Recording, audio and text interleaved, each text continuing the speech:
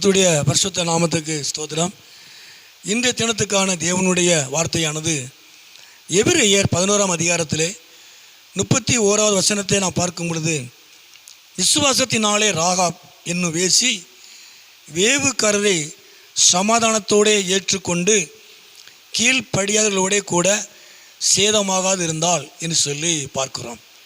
அதாவது இந்த காரியத்தை நாம் எங்கே வாசிக்கலாம்? யோசுவா 2ஆம் அதிகாரத்திலே, யோசுவா 6ஆம் அதிகாரத்திலே 17-25 வாசிக்கிறோம்.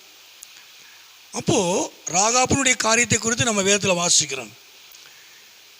அப்போது அதாவது பாதிக்கப்பட்டவர்களோடு கூட இந்த ராகாப்பும் அவருடைய குடும்பமும் பாதிக்கப்படாமல் இருந்தது. அழிந்து போன ஜனங்களுக்கு மத்தியில் ராகாப்பும் அவருடைய குடும்பமும் தேவன் அழிக்காதபடி அவர்களை காத்து கொண்டார்.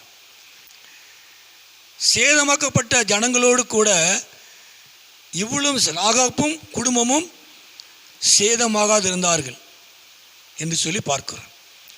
அப்போது எல்லாரும் அழிந்து போனார்கள். எல்லாரும் அழிந்து போனார்கள். எரிகோ பட்டணம் அழிக்கப்பட்டது. எல்லா ஜனங்களும் அழிக்கப்பட்டார்கள். ஆனால் அழிக்கப்பட்ட ஜனங்களுக்கு நடுவிலே ராகாபுனுடைய குடும்பம் மாத்திரமே பாதுகாக்கப்பட்டது. ஒரு சேதமும் அவர்களுக்கு வரலை. காரணம் என்ன அப்படின்னா,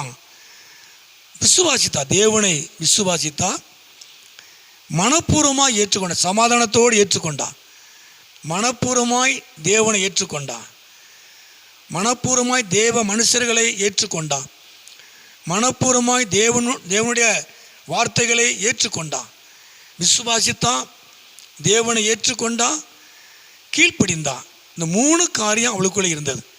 ஒரு கீழ்ப்படிதல், விசுவாசம், மனப்பூர்வமாய் தேவனுடைய மனிதர்களை ஏற்றுக்கொண்டான்.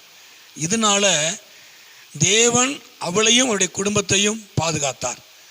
அதே போல் கிறிஸ்துவனுடைய ஆண்டவர் இயேசு கிறிஸ்துவனுடைய சரித்திர பட்டியலையும் அவள் வருகிறார். தேவன் அந்த அளவுக்கு தேவன் ராகாப்புங்கிற வேசியை ஆண்டவர் கனப்படுத்தினார். காரணம் என்ன? மனப்பூர்வமாக ஏற்றுக்கொண்டதுனால, விசுவாசித்ததுனால, தேவனுக்கு கீழ்ப்படிந்ததுனால தேவன் அவளையும் அவள் குடும்பத்தையும் அழிக்காதபடிக்கு, அழிந்து போகிற ஜனத்தின் நடுவிலே இவர்களை அழிக்காதபடிக்கு, ஒரு சேதமும் இல்லாதபடிக்கு தேவன் அவர்களை பாதுகாத்து உயர்த்தினார். ஆண்டவதாமே நாட்களிலே உங்களையும் ஆண்டவர் ஆசீர்வதித்து பாதுகாத்து நடத்துவார். ஒரு சேதம் இல்லாதபடி கர்த்தர் உங்கள் குடும்பத்தை பாதுகாத்து நடத்துவார். உங்களை ஆசீர்வதிப்பார்.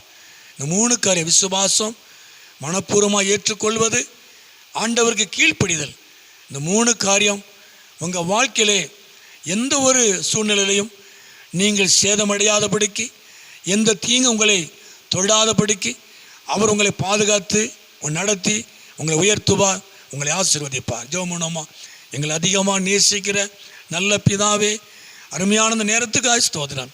இந்த சத்தத்தை கேட்குற ஒவ்வொரு பிள்ளைகளையும் ஆண்டவர் ஆசீர்வதித்து உடைய நாமத்தை மகிமைப்படுத்த நீர் மகிமையான காரியங்களை செய்யும். இயேசுவின் நாமத்தில் ஜெபிக்கிறோம் நல்ல பிதாவே. ஆமேன், ஆமேன்.